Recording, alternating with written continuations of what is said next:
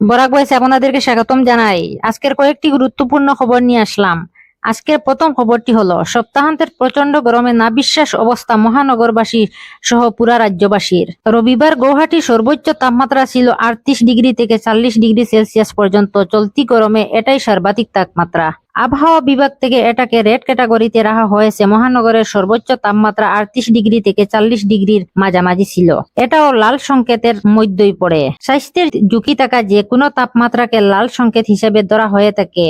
এদিনের মারাত্মক তাপমাত্রার জন্য প্রচন্ড অসুবিধার সম্মুখীন হতে হয়েছে বরাক উপত্যকা সহ রাজ্যবাসীকে। জেলায় জেলায় কোথায় আবার 5 ডিগ্রি, কোথায় আবার 7 ডিগ্রি বেড়েছে তাপমাত্রা। এটা সাধারণ আবহাওয়ার তুলনায় বেড়েছে। এরই মধ্যে রবিবার হোজাইয়ের মোরাজারে একজন এবং গৌহাটিতে একজনের মৃত্যু হয়েছে গরমে বলে খবর এসেছে। সম্প্রতি দেশি মুরগি এবং ব্রয়লারের দাম বেড়েছে অনেকটা, যার ফলে গ্রাহক এবং ছোট বিক্রেতা উভয়ই সমস্যায় পড়েছেন। ব্যবসায়ীদের মতে ব্রয়লার মুরগি পাইকারি দাম প্রতি কুইন্টালে 2000 থেকে 3000 টাকা বেড়েছে, যেখানে দেশি মুরগির দাম প্রতি কুইন্টালে 5000 টাকা বেড়েছে।